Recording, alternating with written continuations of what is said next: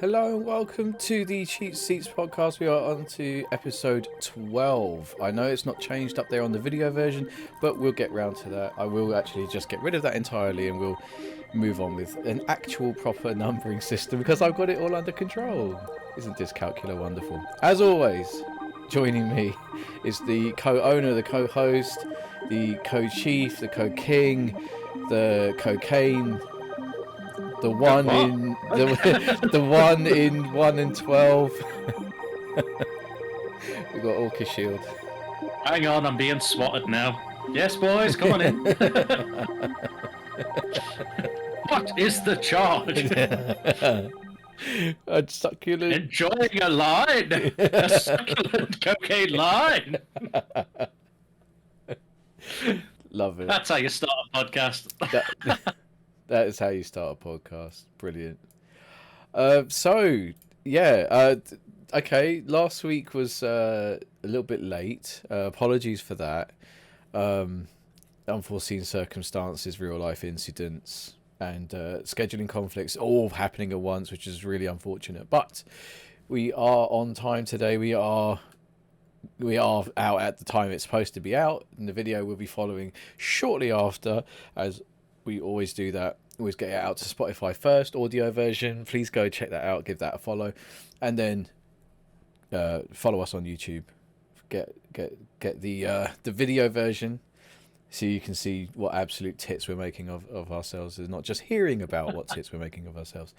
So it's been a very, very busy week in the world of WWE. We've had a lot of nothing. But we've also had a few interesting call-ups from NXT, and some storyline progression leading into this weekend's pay-per-view, Backlash, coming live from Paris, France, or Paris, as the locals will refer to it.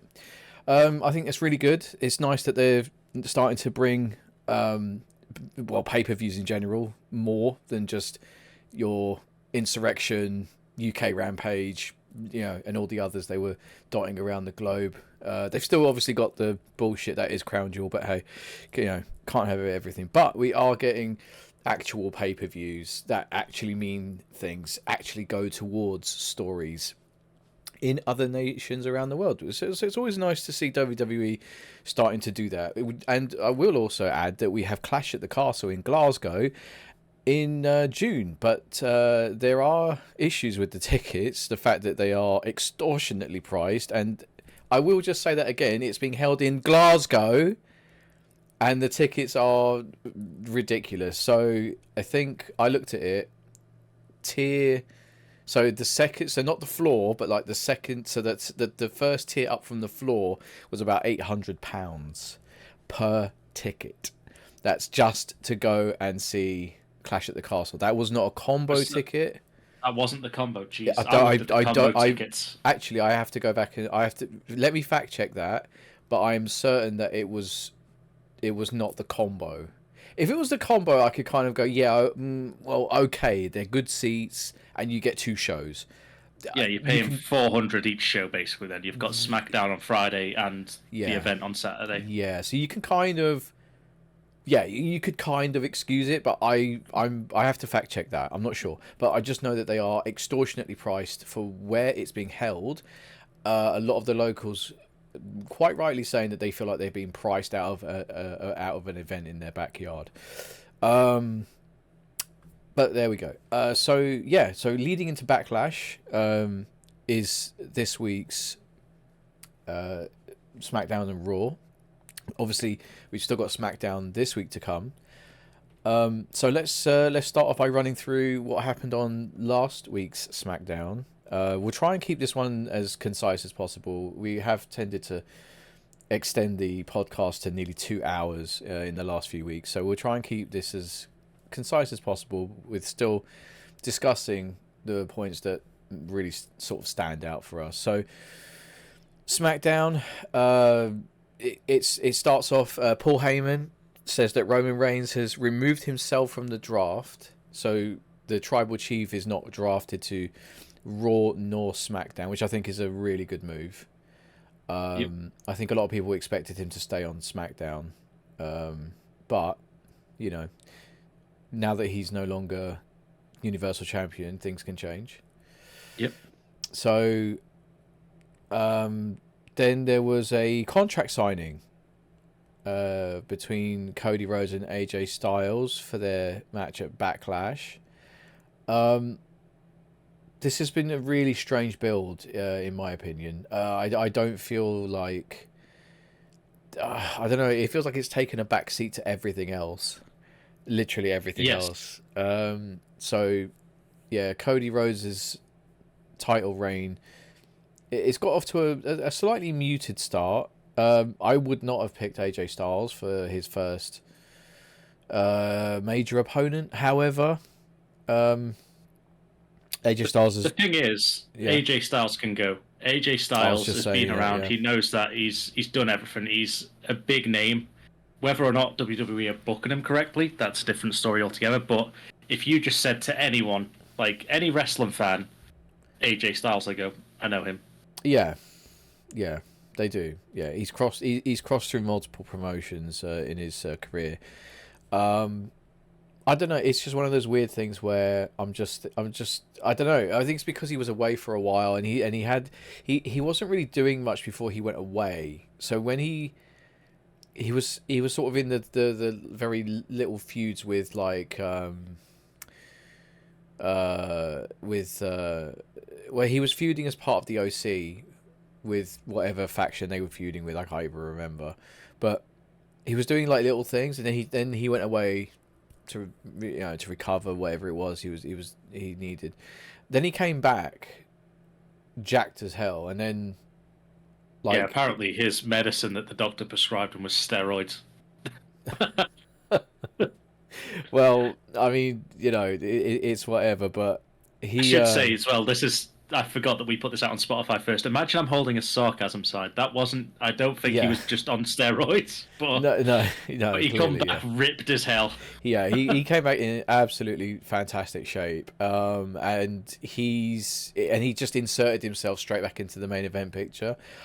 That's the thing that threw me off, was that he didn't leave to rest or whatever it was as part of the main event picture, which for me was confusing. Like, I was a bit like, I don't really get why, but okay. Anyway, so yeah, they Styles tried to do the thing of that.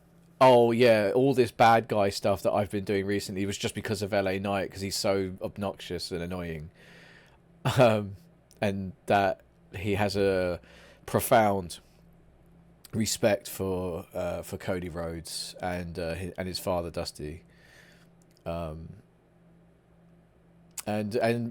Cody being good guy, Cody Rhodes, he repaid the compliment. Said that everyone respects AJ Styles because of what he's achieved as well, but then he said that he's not losing at Backlash, and then they shook hands and kind of walked away. Like, it was fine, but yeah, now we kind of like, is AJ Styles meant to be a good guy now? Is he, like, what's happening here? So I don't know. Then we had Triple H came out to reveal the first draft picks for each brand. What? Sorry, what was that you just said? Triple H came out and revealed the first draft picks for each brand. Oh, you did add the R. I'd have removed it. Hey? You added the R. I would have removed it. Okay. Yeah. So. Nothing changed except for the fact that Carmelo Hayes is now known as Carmella Hayes. Yeah, they got his name wrong. He was the only shock being so early on, but it was literally the brand that he'd already signed for when he came up from NXT previously. Technically, yes. So Carmelo Hayes, he did wrestle on SmackDown more than once, and he was present but I think it was a bit of showcasing, a little bit unofficial, so to speak. But yeah, now it's official. So Carmelo Hayes is now no longer part of NXT. His feud with Trick Williams is now over for now. And he is now part of SmackDown. Raw, of course, Seth Rollins and Jey Uso, and SmackDown also took Bianca Belair. So nothing changes there. This is going to be a theme going forward. I'm just going to put that out there. This is a theme going forward, that most superstars will stay in their respective brands. So we won't hang up too much on that. Me and Orca have had a good fucking laugh about it all week. Yeah. Apparently people are really unhappy with AJ Styles' new music. I think it's garbage. I don't think it's just AJ Styles' music. It's everyone's. Yeah. There's been open criticism about Def Rebel, and WWE have released a statement saying they are very aware of the criticism being faced by that group. Yeah. So for anyone company, whatever they are. I don't know. So for anybody who doesn't know, a lot of wrestlers, for some reason at the moment, are having their theme tunes redone. A lot they of them lost the licensing to CSFO, so a lot of the CFO $sign, yeah. They lost the licensing to all them, so all of them, that music had to go, and I think some of them are like filtering out now, which is why they all have to get these new themes done by whoever they're signed with, which is Def Rebel. Yeah, which they haven't. They've done. A lot of them are very, very good, but a lot of them are also not. They're not. They're sort of copies of the previous theme, and they're just not the same. But it's a shame. It's not even the copies. It's the fact that it's just so basic. Like everyone's thing is just the same. You're gonna get like people like Bron Breakker is gonna come out next week, and his music is gonna be like Bronny Breakker. Bron. That's all they do. They just say their name. It's like, you don't know who this is? Well, we don't need Samantha Irvin anymore because the music says it about 72 times. Like New Catch Republic just says New Catch Republic over and over again. I know it's shit as well. In my opinion, it's shit as well. I just to, because we said this in our Universe Mode videos, I've been watching a lot of NXT recently, because I've always been a fan of NXT, but because I couldn't watch it like the week of, I just like lost track and gave up on it. But that was partly because of Vince signing a shit deal with other networks.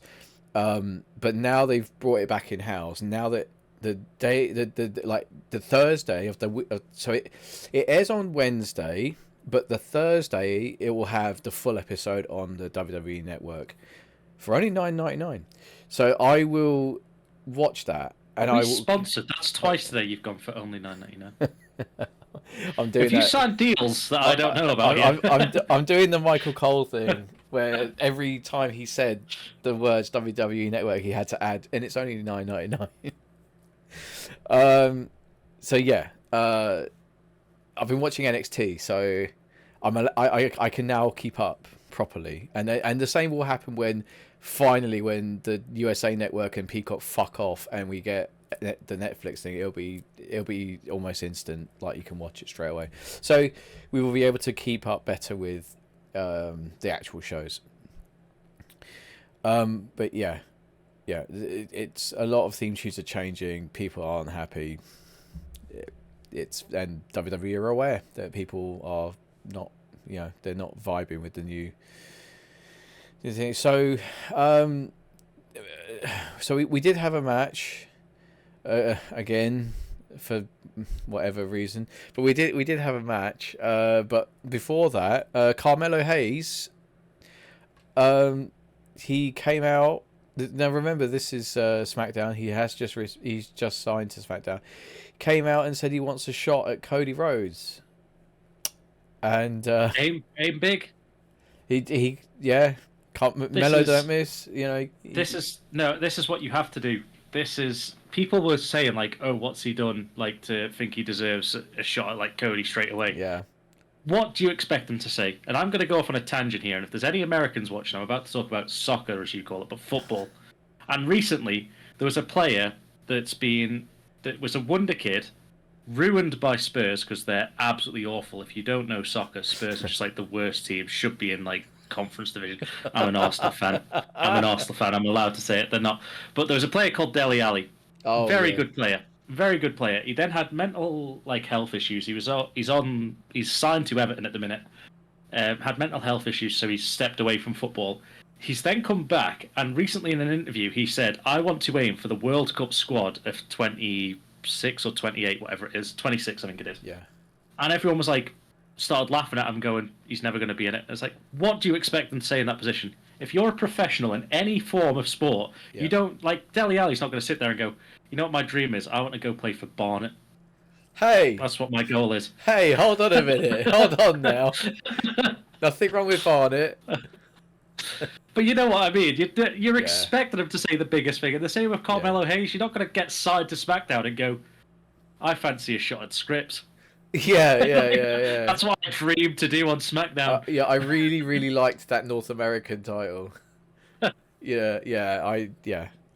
ever thought about bringing the 24/7 belt back? Because I really wanted that. I know. I think it's the people who don't watch NXT do not really get that that's his character as well. Like he's meant to be this obnoxious, arrogant dickhead, but maybe they don't understand. I don't know what they're thinking. But yeah, so Cody Rhodes gave him. He said okay. He accepted the match. So main event confirmed for the So main event for the night confirmed instantly. Carmelo Hayes versus Cody Rhodes. They went to an advert break. When they came back, I don't know why, we had Dragon Lee and Rey Mysterio again teaming up to take on Angel Garza and Berto. Best out of 265 they're on now. Yeah, I know, right? It's just like that schoolyard thing where they're like, right, that's 2-1 to us. Yeah, but it's best out of 7. Yeah. It just keeps going. Yeah, first to 10. Yeah. Yeah. So yeah, good. I mean, good match. It was fine. Everyone did well. Quick paced, really good. But yeah, Mysterio and Dragon Lee won clean. Obviously, because they're the baby faces here. But Escobar came out and said he was serious about not being the one to attack Dragon Lee. And then we got the reveal that Carlito attacked Dragon Lee, and then he just and the crowd went mild. Yeah, no one gave a shit. No one gave a shit, which I found really sad because when Carlito came back, people were happy. They were happy to see him. Like, it was nice to see him. And they did, and I don't know why, I don't know what happened, but like, my genuine theory is they have no idea how to end this story, and that's why they've split these two factions up, which is a bit of a spoiler for a later draft pick. One's gone to one brand, one's gone to the other. I think they started this feud and went, "This will be really good," because they're all like luchadors, Latino luchadors. They're going to have high flying matches. It's going to be great. Crowd are going to be invested because their styles are so similar. We get a heel side and a good side. Fantastic. Yeah. They go, "Yeah, but how do we finish this?" And they go, "We'll get to that." And then like a few weeks down the line, they're like, "Right, okay, they're having great matches. How do we finish it?" Well, don't worry about it. It's all up here. We'll blow it off at the next big pay-per-view. Yeah, the next big pay-per-view is WrestleMania. Okay. Well, we'll blow it up at the one at the Backlash WrestleMania. You know, the one where you have most of the matches from WrestleMania, but again, a month later. Yeah. Because we renamed WrestleMania Backlash rather than just Backlash. Yeah. Shit. Okay, let's just roll on a bit after that. After that one, right? Okay. What's after that one? Night of Champions. Oh fuck. That's in Saudi, isn't it? Yeah, we can't have titles changed hands there. Right. Okay. Fucking hell. Yeah, they proper fucked this up. I don't know why Carlito needs to be a heel at this stage in his career. He doesn't need to be at all. He is a very good healer. Like, he's the a spit very in the face good of people heel. who want to be cool and all that. If he brings back that sort of classic shithousery Carlito again, then maybe we get that. Yeah, but that's a good payoff. Yeah, but as a performer, he probably wants to try. He probably wants to do something different. He probably wants to try a different element of his character. I'm spitballing here, but anyway, So Carlito, he attacked Dragon Lee again, then escaped through the crowd, to run away from Rey Mysterio. But the reveal was so obvious, and it didn't go anywhere. Yeah, but. Yeah, but yeah, we will see what happens. Unfortunately, I'm not invested at all. Right. Okay. So then we had a squash match, which okay, fair. Bron Breakker defeating Cedric Alexander, who no one's heard from in a very long time. In less than 30 seconds, he hit a spear and won. Yeah. He's done wonderful since leaving the Hurt Business. Right decision. I don't think he had a choice. I think he was fired by the almighty Bobby Lashley, but so yeah, it was so short that he was just like, oh, okay, cool. Then Michelle McCool and Tori Wilson presented the next round of draft picks. Don't worry, I don't really know who either of them are either. I mean, I know who Tori Wilson is. I don't really know who Michelle McCool is. Cool, the greatest women's champions ever. This was a period of WWE where I wasn't watching anymore. Mrs. Taker. No, I shit you not. From about 2005 to 2009, I didn't watch much WWE at all. I was too busy going. I was too busy going to nightclubs, getting laid, drinking. No, were you fuck? You were playing games. You were playing Warhammer.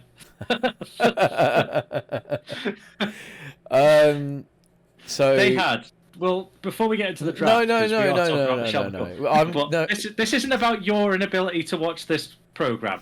I'm just going to say here, this was one of the best designs they ever did for a belt with Lay Cool, which is because the Bellas obviously did the same thing where they would share the women's belt and they'd just see who wanted to wrestle. Lay Cool did the exact same thing, but they basically cracked the belt in half. Right. So the belt actually came in half, so one wore half the belt and the other one wore the other half of the belt, and then they could obviously slot it together like one of them cheap necklaces you get your lover in high school. And it looked really good. That's all I'll say about them, but they were a great women's champion. Underrated. I will take your word for it. I'll take your word for it. I have heard of them, but only by name. The only bad thing, and since we're talking about it, we have to get it out, and this was Vince's booking, this wasn't anything else. These were the people that did the whole Piggy James segment, and it was fucking awful. Oh, right, yeah. Well, not Tori Wilson, I mean Michelle McCool and Layla. But that's... that was the dark days of Vince booking where they were fat shaming someone that was a stick. Yeah, she wasn't fat at all.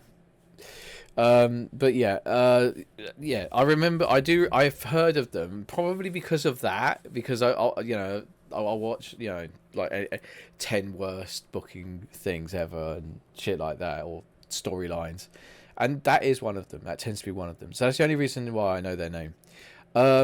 Then they came out and they presented another round of draft picks, another 4th round. The only notable one here is that Bron Breakker was drafted to Raw. Yep. Now, at this moment, before the draft, he is in a tag team with Baron Corbin. They are not the NXT champions anymore. They were beaten by Nathan Fraser and Axiom. So they are not champions, but they are a tag team in NXT. But Raw has signed Bron Breakker. Everyone else stays in the same place. Randy Orton stays on SmackDown. Nia Jax SmackDown. Liv Morgan stays on Raw. I thought, wasn't Nia Jax on Raw? Isn't that a new move? That's a new move, isn't it? because Nia Jax was going after Rhea Ripley. Was she? Yep, she was in the feud with Rhea before, because that's what Elimination Chamber was. Well, that just shows how little I care. That just shows how little I care about that part of the women's division. Nia Jax has actually moved brand. I thought she was a free agent, but okay. They might have classed her as it, but she was definitely feuding with Rhea, because she was the one that wanted to destroy her, and then she attacked Becky because Becky went into the Mania picture. And that's fair. They had that last woman standing match. Yeah, that's okay. I thought I genuinely thought that she was a free agent. But the funny thing about that draft is, for weeks they had the storyline of which brand was Bron Breakker going to sign for. Yeah. And then Nick Aldis was like, "I've convinced you to sign for SmackDown." A week later, yeah, we're going to draft him. You know, you sort out his contract. We'll take him. Thank you very much. Yeah, I know. Yeah, it was funny.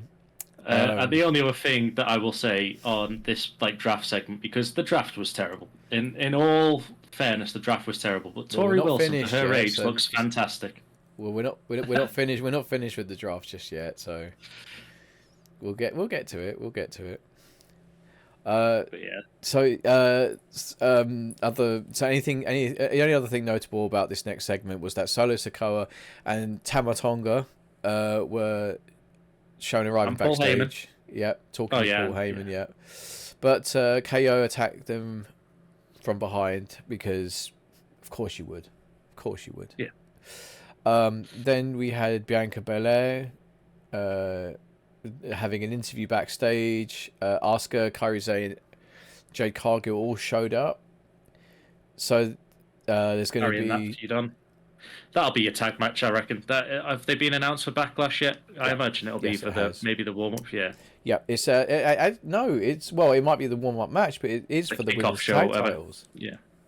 Yeah, it is for the women's tag titles. They don't care about them women's tag belts. That's a kickoff show. Yeah, I know. I know how many weeks we have to keep going on record and saying they need to bin it off and have a mid card women's belt. You can have factions, but for goodness sake. There was a sign in a recent show. I can't remember which one it was, and it literally just said, "Have more women's belts." Yeah, I agree. I agree with that absolutely. So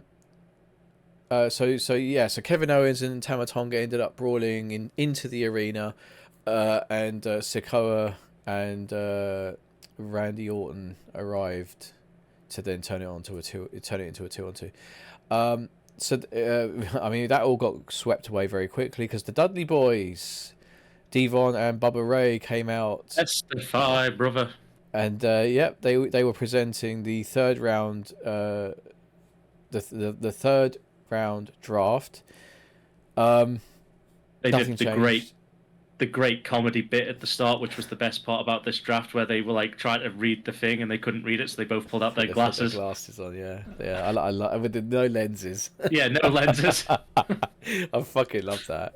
I love that it's a bit. It's so fucking good. SmackDown keeps LA Knight, Raw keeps Ricochet, SmackDown keeps this version of the Bloodline, and Raw keeps Sheamus. So that's fine. Then basically the Dudley Boys came out and went, "Here are the draft picks. We've wasted everyone's time. Yeah, apologies. Yeah, nice to see you all though." So then a match that took place next, you probably had a little bit of investment in. Always. It was Naomi taking on Tiffany Stratton. This had the best commentary line I have ever heard. Right. It was absolute pure gold, and why these two should be national treasures and in the Hall of Fame as a duo. Because Pat McAfee goes, "What time does SmackDown start?" And Michael Colch goes, "At Tiffy time." And Pat McAfee goes, "No, at 8 Central, you perv." Nice. That's very good. I like that. See, that's great because this is like back to like old school, commentating when Jerry the King Lawler would be a bit of a lech, and JR would be just calling him out on his shit, just be like, for God's sake. That's good. I like that. But yes, again, I feel like you say, I'm a bit more invested in this because Tiffany Stratton, my goat. Started off as a GM mode legend, has turned into one of my favorite wrestlers just because of a bit that's gone a bit too far now. Yeah. And she's actually ridiculously talented. Yeah. But I feel like WWE have booked themselves into such a corner with this because you've brought up Tiffany Stratton from NXT and want to make her look strong. Yeah. And you've brought Naomi in and want to make her look strong since her return. Yeah. And then you've gone, let's put these pair against each other, and someone's going to have to win this. Yeah. And then everyone, it's similar to that LWO, and we'll get to it. It's all up here. Don't worry. Yeah. So who's going to win this feud? We'll get to it. I'm telling you. We'll get to it. Yeah, we'll finish it by Rumble. Don't worry. So who won last week? Oh, we had to bring someone in because we don't know who's going to win it. Okay, so what's the outcome of this week? Well, you see, we've just got Nia Jax, so she's going to flatten them both this week. Yeah. It's like, great. So what you're saying is you don't know who's going to win this. We're not saying that. We're not saying we don't know who's going to win. Yeah. Yeah, not their best storytelling work here. Bailey was on commentary as well. Great stuff from Bailey on commentary. Yeah. She's just she can do everything, Bailey. I feel as though she'll be around. Like out of the four horsewomen, out of the four horsewomen, Bailey seems to be the one that gets shafted. Like everyone's like, Charlotte's one of the best wrestlers of all time. Becky, obviously, the GOAT, face of WWE almost for the women's division. Sasha Banks, everyone wanted to be like one of the hottest free agents. Yeah. Signed to AEW now. Then everyone just seems to like be like, oh, Bailey's here. I think Bailey's the best one out of the lot because she can do the lot. She's great on the mic. She's great in the ring. She's like the crowd love her. Obviously, we're a bit biased because we started the whole "Hey Bailey" chant over in the UK. So, which has now seeped its way in. We've broke America. We've done what the Beatles couldn't do. My only thing is I would say Charlotte is probably the most reliable in the ring.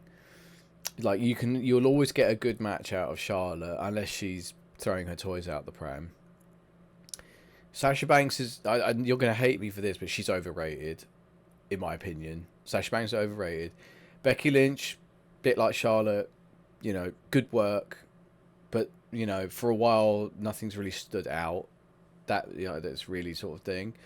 Like her peak was the whole broken nose thing, becoming like the man Becky Lynch. Like that was her peak for me.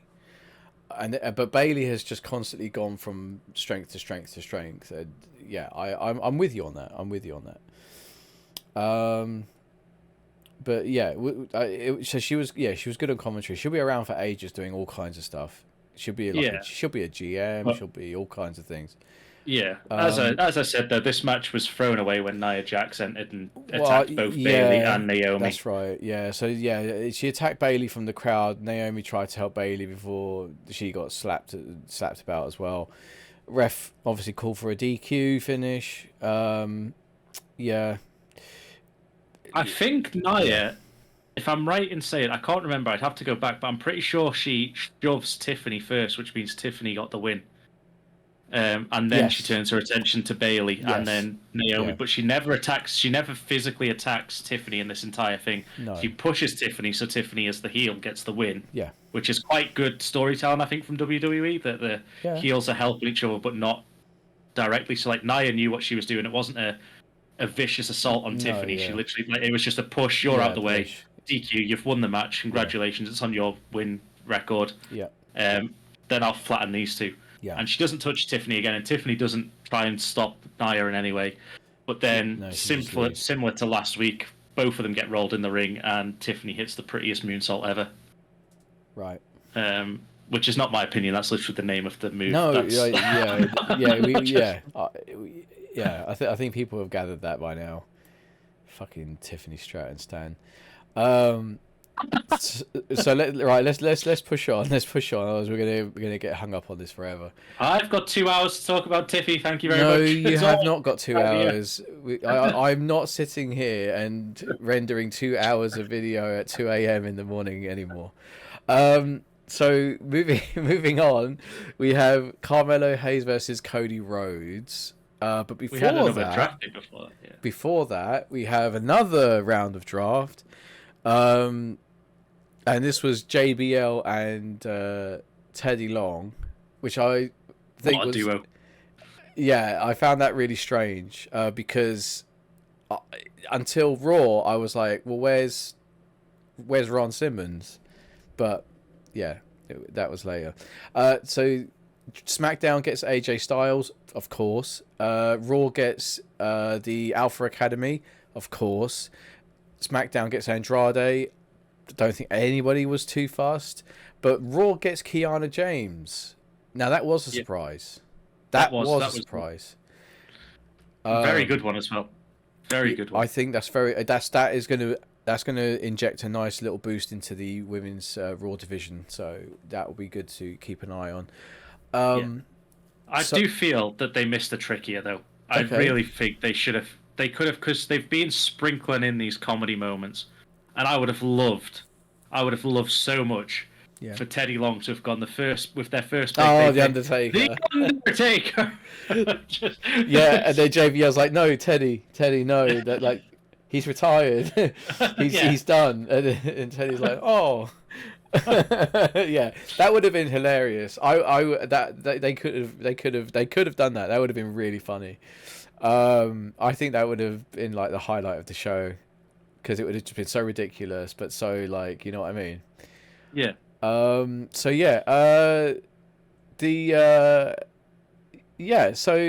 Cody Rhodes versus Carmelo Hayes. Apparently people thought it was quite good.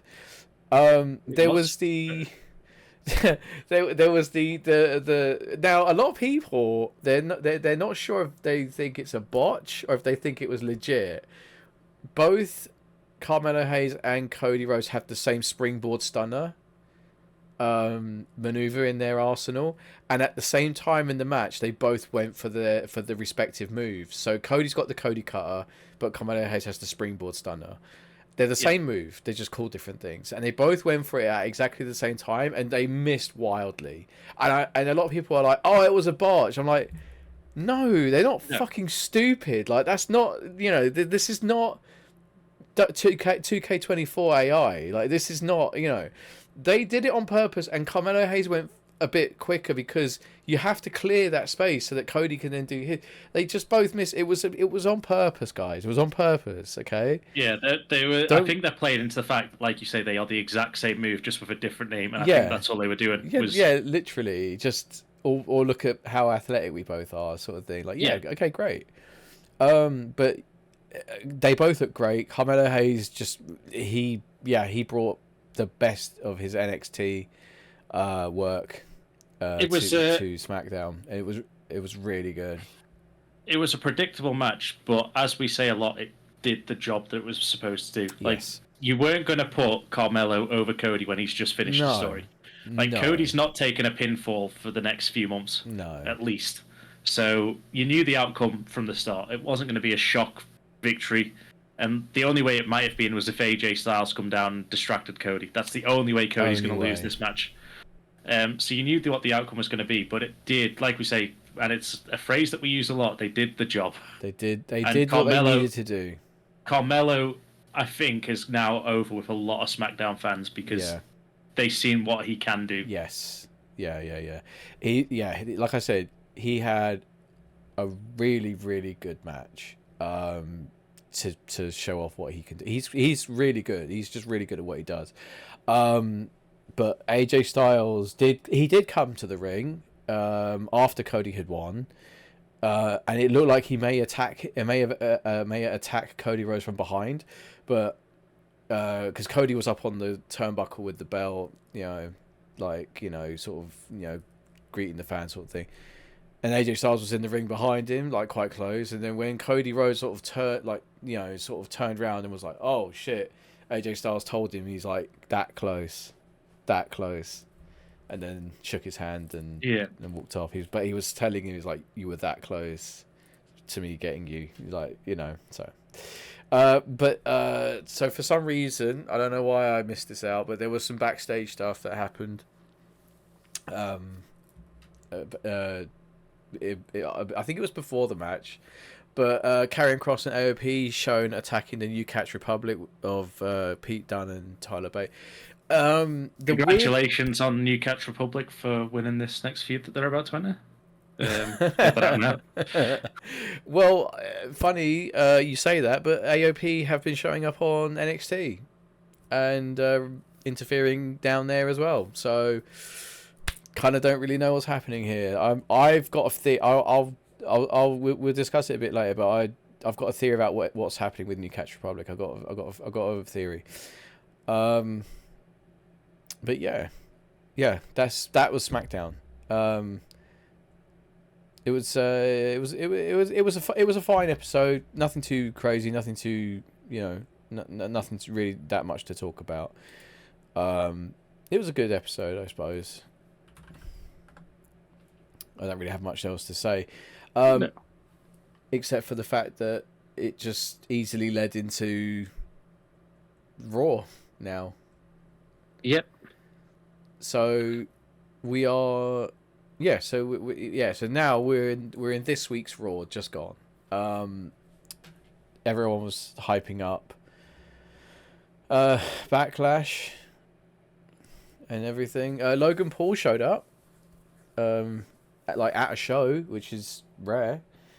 Is rare these days. I think Logan Paul's going to do that a lot nowadays. Okay. Yeah. I think he's signed a full-time contract now, hasn't he? So I do feel like we're going to get him a bit more. I don't think it'll be every week, but I think he will be there a bit more now because he's full-time with the company. He's signed a new contract. Yeah.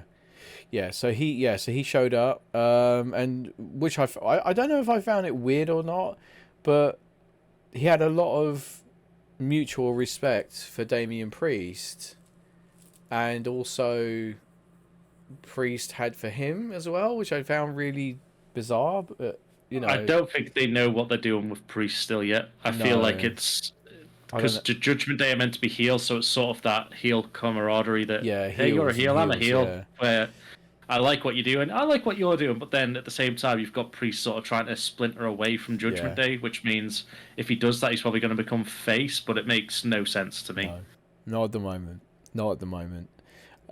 He'll have. I think Priest will have to lose the belt and then have a turn, but we'll see. So, right. Let's start the show. So, Becky Lynch kicking off Raw. If I've got that right, she had a. Yeah, she did. She had a. Liv Morgan wanted a match, for the title. Liv basically said she's not done. She wants to come after Becky Lynch after the Battle Royal last week. But then Nia Jax came out, who's recently just been drafted to SmackDown. Yeah, she flattened Becky Lynch again and Liv, to be fair.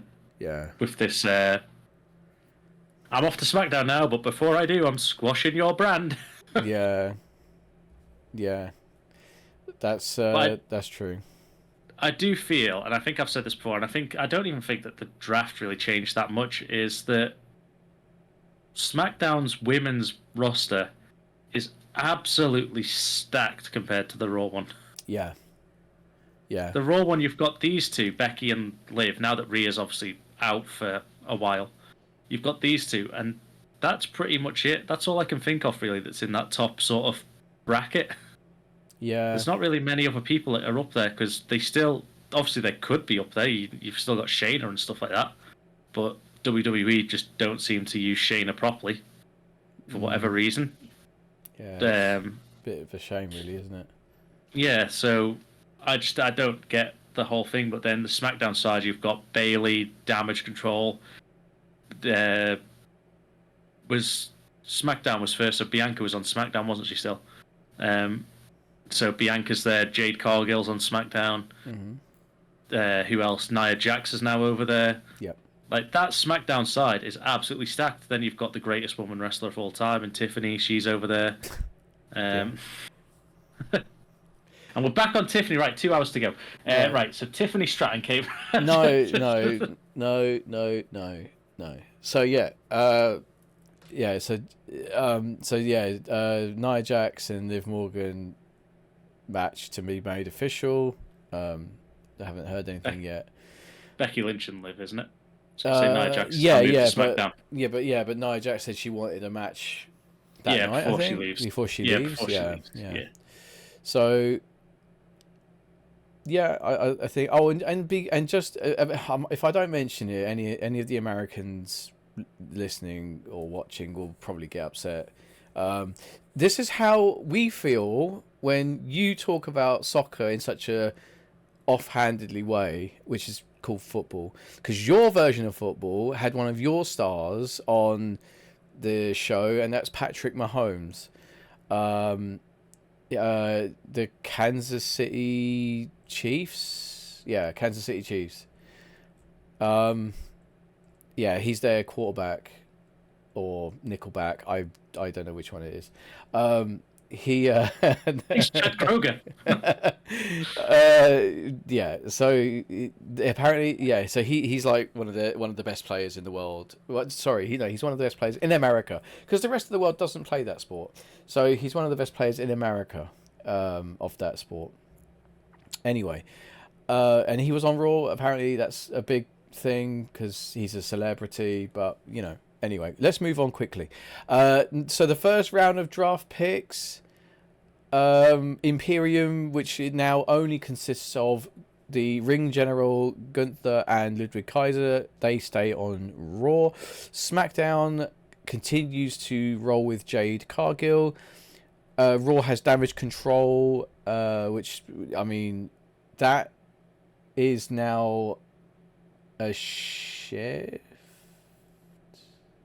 No. Yeah, they've moved. They were on. Yeah, they were on SmackDown. But it's weird because they're also the women's tag team champions. Yeah, so they can go wherever they like. Okay, we'll come to that a little bit later on as well. I've got to remind myself: New Catch Republic and Damage Control, right? Okay, and then SmackDown gets to keep Kevin Owens. So you can see already that this draft, for the majority, I'd say 80% of the draft, fucking pointless. The rest of it, interesting changes and call-ups. So, but yes, we had Gunther versus Xavier Woods. Actually, not a bad match. Gunther allowed. Well, I say Gunther allowed, like as if he wouldn't, but Xavier Woods got a lot of offense in. I would have, on paper, I'd have been like, oh, well, this is a squash match. Xavier Woods getting pinned in 2 minutes. Actually, it was a really good back and forth match. There was some there were points where you thought maybe, just maybe, Woods would pick up a victory, whether it's a roll up or something, a cheap move. I don't know, but no, Gunther ended up absolutely destroying him, and it came a point where he was trying to break Woods' knee or his leg, and Kofi almost was going to throw in the towel, but it was some great in-match cinema. Xavier was like, don't throw in the towel, I can do this, don't throw it in, don't quit me, I can do this. Although he didn't tap out to the submission that he was in, he Gunther then locked in an STO instead of a single leg crab, which is what he had at the time. He then locked in an STO, which looked 1,000 times more painful than John Cena's lame fucking STO, and he won. So Gunther wins, defeated Woods, and it's got something to do with the fact that Gunther wants to be the next King of the Ring. Xavier Woods was the last King of the Ring, so they kind of were making fun of him a little bit, Gunther's going to be the next King of the Ring.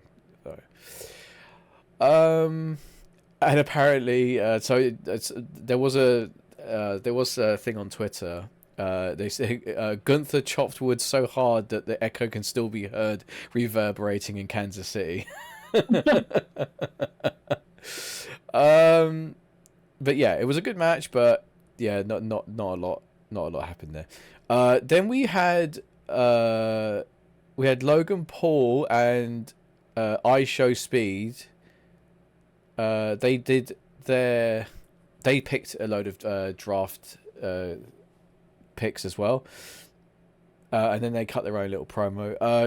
So I mean, you can. This is again, Raw got CM Punk, of course. SmackDown got The Pride, which is Bobby Lashley, the Street Profits, and B-Fab.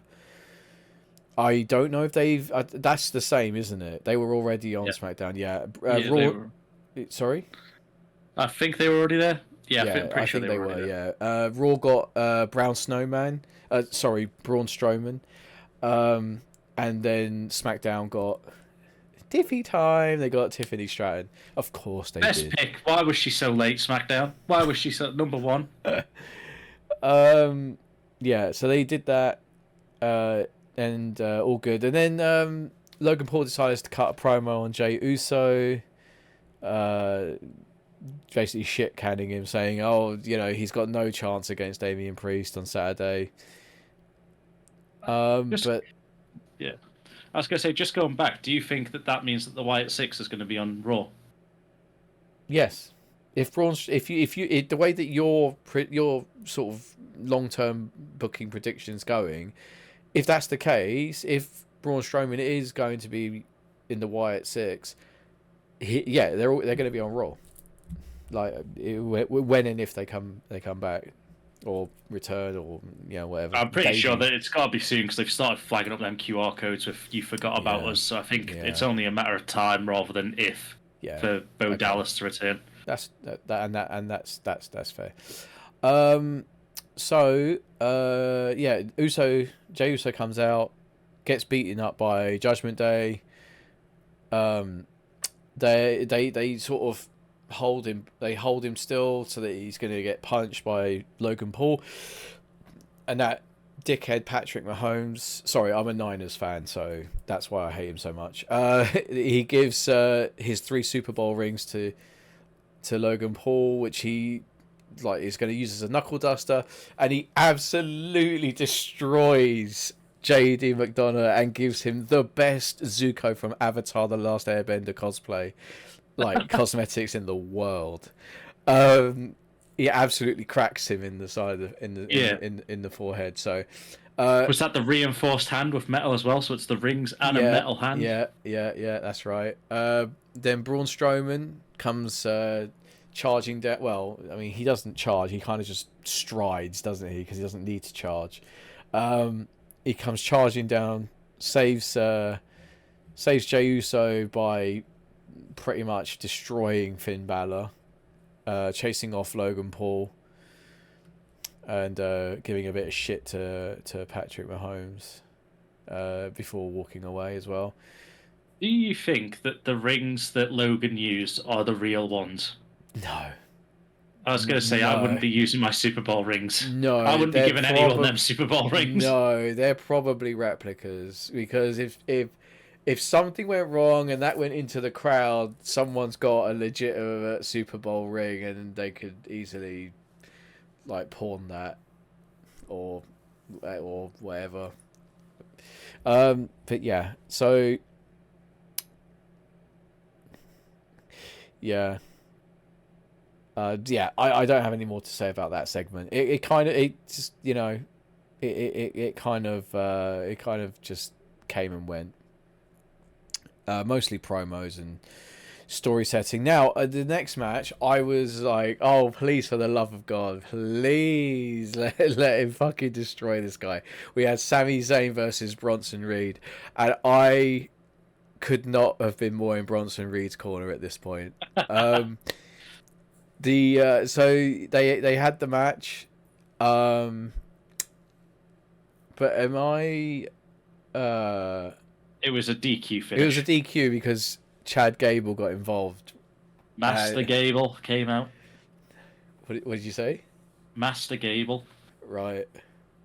Don't know. It's what he's. I've got the card up here, and it's what he's being listed as on the WWE website. I hope to God they haven't changed his name again. It's literally a drop to drop Master Gable. Is what they've called him. Right. Okay. So yeah. So he's. So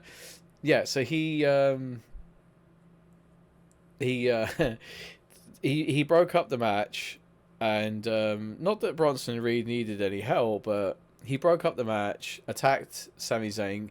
He got smashed with a haluva kick, and then Reed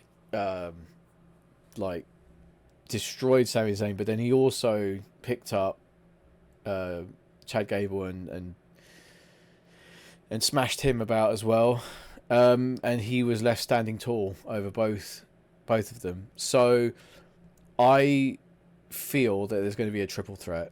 It's going to be Bronson Reed, Chad Gable, and Sami Zayn. But they've already turned Gable heel. Bronson Reed is a heel, but people like him. So yeah, I don't really know where this is going. I think it's going to be good, but yeah, I'm reserving my judgment. I do think that at some point this year they're going to have to give Gable that belt. I feel like now that they've changed his character, they absolutely have to. Yeah. Oh yeah, they cannot wait anymore. Like they cannot wait anymore. But yeah, they can't wait anymore. But again, it's when do they do it? Do they let him beat Zayn or do they let him beat Reed? It's probably going to be Reed that takes the fall, but you know. So then we had then, like I said, so on Raw, on Raw, then we had the APA, the Acolyte Protection Agency of Ron Simmons and Bradshaw announced the next round of draft picks. Raw gets the LWO, which for some reason on here it says Carlito. He's not in the thing anymore, but it's fine. But then SmackDown got Legado del Fantasma. So what the fuck? We've just sat through weeks and weeks and weeks and weeks of their fucking rivalry for there to be nothing. I don't know. Raw got Drew McIntyre, and SmackDown got Shinsuke Nakamura. We should just note at this point that Drew McIntyre has signed a big deal contract, so he's staying with the WWE, which is wonderful news. Absolutely wonderful news. I think he would genuinely flounder anywhere else. I just don't think they could do him justice. So, but he cut a promo. Drew McIntyre came out, cut a promo. He was a bit frustrated, a bit annoyed by the fact that he was only a third round draft pick and not first. He ragged on CM Punk. He said that he's better than all of them, and why does he have to, why is he third and Punk was, second round pick or whatever. But then Punk interrupted McIntyre, which we haven't actually heard from Punk properly since Mania. This is his first time having a proper a lengthy promo. Am I right? Yes, probably since before Mania. Now I'd say. Okay. Yeah. So Punk interrupted him and everything. I might add that Punk was not at ringside. He wasn't anywhere. He was up in one of the press boxes.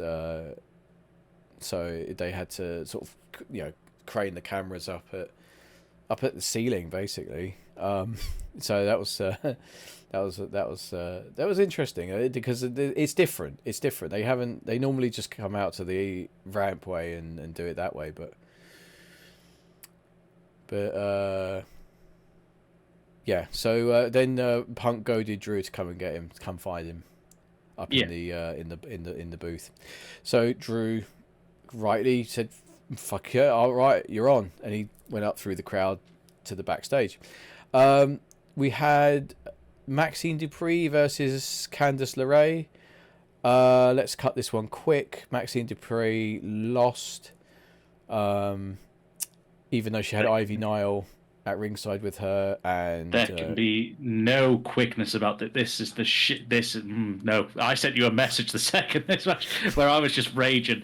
Maxine Dupree looked like a fucking goddess in this match. She was absolutely cleaning house to the point where she. I love her hair. I just want to say I love her new haircut. By the way, sorry. I know I'm cutting you off, but I just want to say I absolutely adore and love her new hairstyle.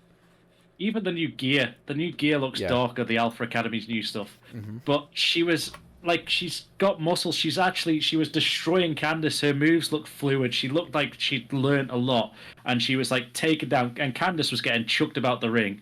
She was getting absolutely stomped. And ankle lock went in for about 2 minutes, where it looked like Candice was going to tap out, and she just couldn't get to the ropes because every time she tried, Maxine was dragging her to the middle of the ring. Like, ring awareness was spot on. Maxine looked absolutely lethal. Like, okay, she's listened to Chad. She's going to now go on a tear here, get this revenge on Candice LeRae, and do whatever. Then all of a sudden, Indy Hartwell goes sauntering around the ring at no real speed, and Ivy Nile just like can watch her because they're opposite sides of the ring. Goes, wonder where she's going. Wonder where she's right next to me. I am getting flattened now. Just fucking just doesn't react at all. Gets shoved into the ring post, which then distracts Maxine Dupree, who eats a clothesline, and then the shittest finishing move in all of sports entertainment, the Wicked Stepmother, which is it's a normal move, for fuck's sake.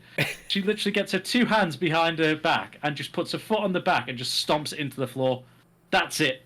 And you see other wrestlers like get the arms up, foot on the back, and just multiple stomps, like dribbling the head. No, this is one stomp and she was done. I am raging. I can see you laughing. My blood is boiling. This is an absolute shambles. This is back to Vince booking in it. Oh, it made me angry. Are you done? Are you done? There's more, but we need to wrap up. Right. So yeah, Maxine Dupree lost. Just no selling anything I've said. You just move on. Yeah, so she lost anyway. No. She looked amazing. I'm loving the new look, like the new Maxine Dupree look. She did, amazing. Not only like just impressive, but the ring work. It's so much better, and it's been like a couple of weeks. She's coming on leaps and bounds. It's really, really good to see. Candice LeRae needs a new finisher. That is it is bollocks. It's a surfboard stomp. Yeah, it's a normal move. Okay, let's move on. So then we had a in-ring promo from Punk. So Drew's gone all the way up to the skybox. CM Punk is now in the ring. He's sat facing Drew with his cross-legged in the ring pose that everyone knows. Just absolutely cuts a scathing promo against Drew McIntyre. Quite rightly, a lot of people are saying it sets the tone for when their feud does actually kick off. It's going to be absolutely fire. I look forward to that one. Yes. I think that could even be a potential Mania match. I don't know if they'll be able to keep the burn going that long. It all depends, but hopefully, if they let them do what they're doing right now, it can carry on. But people definitely SummerSlam. Yeah. But it depends when Punk's back as well, and when he's fully cleared. That's what I was going to say. Yeah, it depends on how well Punk has healed and everything. They can't keep this sort of thing going till Mania. Definitely not. Because eventually people are going to get sick of them interfering in each other's matches and stuff, because they're going to want like a decision. The blow off match. Yeah. So yeah, I think SummerSlam would probably be the most logical thing. So so then Punk just doing some of his best work in years. Then we had 4th round draft picks. We had more draft picks. So Raw got the Judgment Day. Okay. SmackDown got Naomi, of course, because she's already on SmackDown. Raw got Ilya Dragunov, which was unexpected. And Gunter and Ilya Dragunov on the same brand again. Yep. Ilya Dragunov. Yep, the Mad Dragon is now on Raw, and SmackDown gets to keep Chelsea Green and Piper Niven.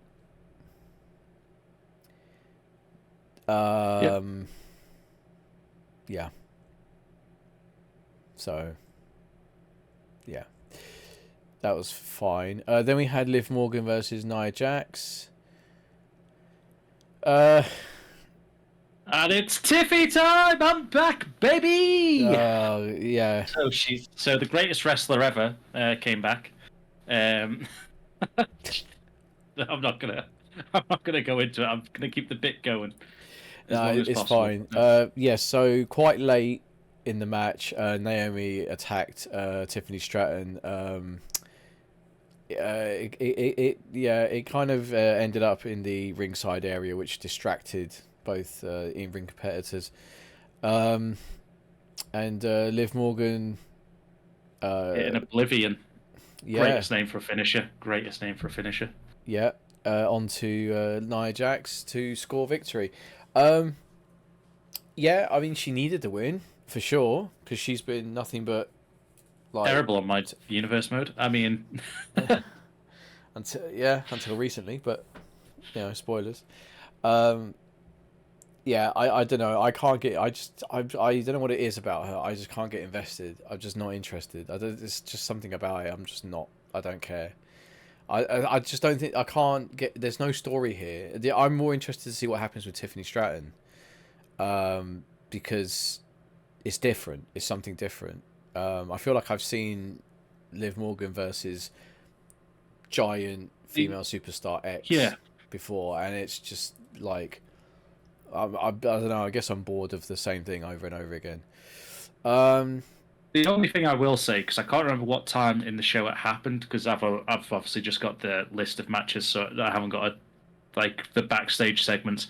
There was a backstage segment between an interview, and I'm pretty sure it was on Raw, and you see Liv Morgan leave the changing room behind the interview, because the camera's cut, and you've got the way it was. You had if you're watching on the video, you can see my hands. If you're on the Spotify, you had interviewee on the left hand side of the screen. I can't remember who the interviewer was on the right, but there was a gap between them, like a distinctively large gap, which you were like, something's going to be happening there. So I looked at the back, and Liv leaves the change room, and then about 30 seconds, maybe a minute later, Dom leaves that same room. So in the background of this interview, Liv looks like she's trying to steal Dom from Rhea while Rhea's not there. Oh dear. That could eventually turn Rhea face, depending on what they do, where they go with it. I mean, we it's WWE. We know where they're going to go with it, but let's just suspend the probability that they're going to go with the same story that they've gone with for the last while. Dudleys were back out again. The Dudley boys back out to do a 5th round of draft picks. We got the New Day going to Raw because they were on SmackDown. Is that right?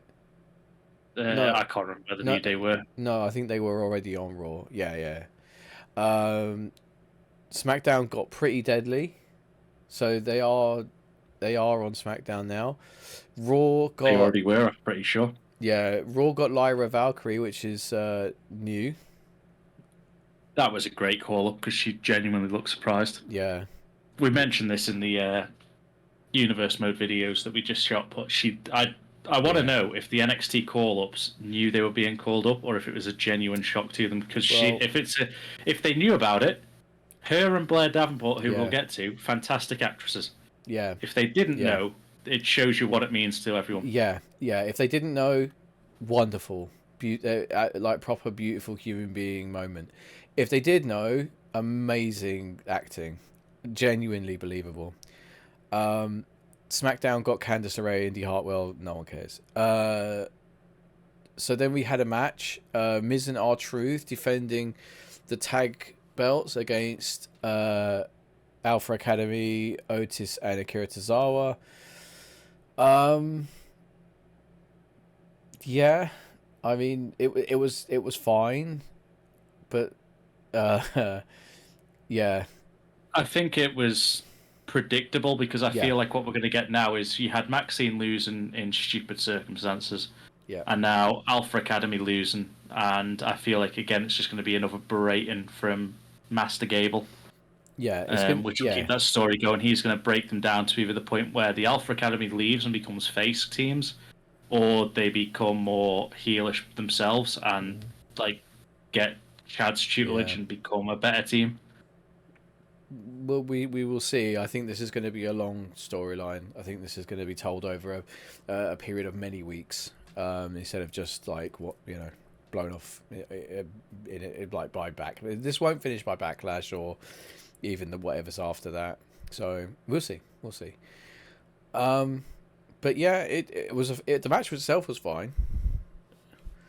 Yeah, R-Truth doing great work. It's good to see him. Like we've said many times, this is probably the swan song years for both R-Truth and The Miz, and they're just having fun with it now. Yeah, and I just want to bring attention that their tag team finishing move is called the Truth Crushing Finale, and I fucking love that. I love that. That's really good. That is really good. Yeah, so so I've got a comment here. So JD McDonough had got given the most hilariously bad makeup black eye in the history of WWE. I don't know. I think it was supposed to look the way it did. I don't I don't think there was anything too bad about it. I mean, then we had more draft picks. We had Raw gets the Final Testament, which is Karrion Kross, the AOP, and Paul Ellering and Scarlett. I'm surprised about that one. I am too, considering that they are on NXT as well. I thought they were going to go back to NXT. I thought this would have been them going back down for a bit. Yeah, same. SmackDown get DIY, which is fine. They stay together. Raw gets to keep Bronson Reed, and SmackDown got Blair Davenport, which is the other one that we were that we said was another piece of either fine acting, or it was a genuinely beautiful moment. Yeah. And then the final match, which is it's definitely been, this one's definitely been cobbled together. I mean, when you hear the actual team versus three dudes, like you will be like, oh, that's a weird match. We had the Judgment Day consisting of Finn Balor, Damian Priest, and JD McDonough versus the team of Ricochet, Andrade, and Jey Uso. Yeah, very, very strange. Very strange. We know that Jey Uso and Damian Priest are going head to head at Backlash. We know this, so probably to protect everybody involved, they decided, like, okay, we're gonna keep like everybody separated, like, we're gonna have a 6-man tag so that no one looks particularly weak and no one looks particularly strong. It's just gonna be like a bit of in-match storytelling between Jey Uso and Damian Priest. Yeah, it was fine, I guess. Jey Uso, Andrade, and Ricochet won. Not that it matters. But yeah, it was fine. Pat McAfee and Michael Cole, again, absolutely, doing their best work on commentary right now. Yeah. But it was also very obvious that post Mania that the WWE are rebuilding Raw's main event now. They've had a very particular story running for so long. They are now free of that, of anyone who was technically involved at this thing, and they're trying to build it back up again. Yes. So this is going to be a very slow burn, very long, drawn out story. I feel involving many people. That's the way I look at it. So, with that being said, oops, sorry, I've just lost you for a second on the camera. No worries. Yeah, so with that being said, that brings us to the end of SmackDown for this week. Now, I just want to go back and just address 2 points that I had brought up throughout the show. I've completely forgotten the second one, but the first one was the new Catch Republic. They are getting shit on week after week by pretty much everybody. I don't know how much NXT you've been watching, but there's a group of 3 lads on NXT who have a very similar kind of name. They're called the No Quarter Catch Crew or something like that. I can't remember what it is, but it's something like that. One of the guys in it is William Regal's son, and his superstar name is Charlie Dempsey. Yep. Well, I'm thinking if Pete Dunne and Tyler Bate went back down to NXT, where they would be allowed to really sort of be, the best versions of their characters, and they could link up with this group, and they could be a super group. Yeah. That's because I love both those guys, but they're just not. There's nothing for them on Raw or SmackDown right now. Yes. So why not let them go back down to NXT? Because if they're getting issues with the Authors of Pain and stuff, let them join up with this No Quarter Catch Crew or whatever they're called. I wish I could remember what they were called. I feel really bad for not knowing, considering I watched it probably yesterday. But they have this trophy that they carry around, and it's like quite a prestigious trophy. And they you were right. I've just googled it. The No Quarter Catch Crew is Charlie Dempsey, Damon Kemp, and Miles Bourne. Yeah. Interesting fact: Miles Bourne is actually deaf. He's actually the first. What? He's actually the first. Shut the fuck up. He's actually the first legally deaf wrestler. But yeah, I was watching them recently, and I thought okay, I like what I'm seeing. They got there's some promise here. Absolutely. They are minus one of their group's performers, obviously. What? Their founding forefather. Yeah. He is. Do you know? Do you watch NXT at all? Because yeah, I watch NXT. So you know how he's been written off. So you know how he's been written off, right? No, I don't know how he got written off. I don't watch it every week. I watch it every now and then. He got written off because he's been killed by the mob, by Tony D'Angelo and the family. D'Angelo has actually killed him. Yeah. They're like, "Hey, we took care of your little problem." Like literally like that as well. Like it's literally like that, and I was just like, "Oh, this is fucking great." This is like it was so funny. But yeah, so there's only 3 of them at the moment.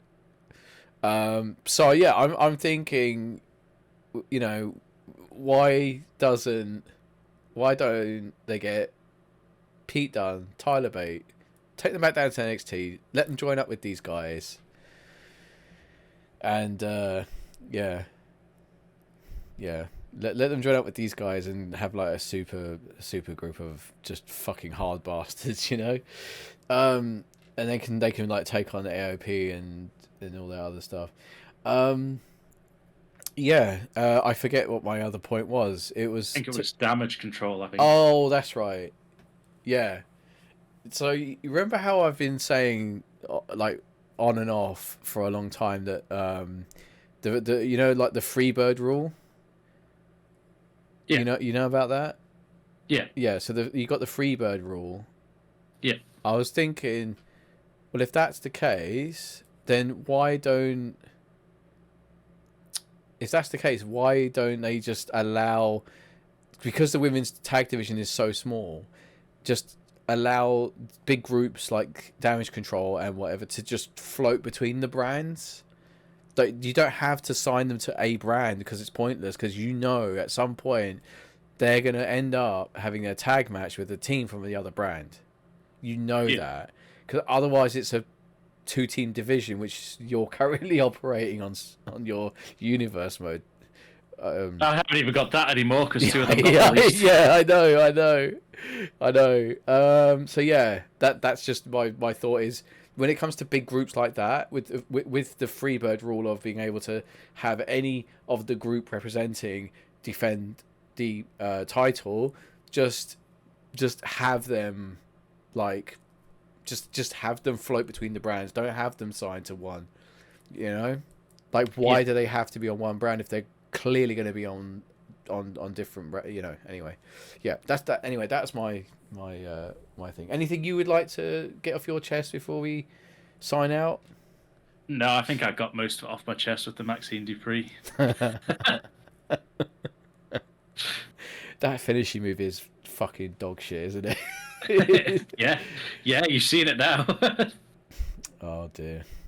Well, anyway, guys, thank you so much for tuning in to episode 11. No, sorry, episode 12.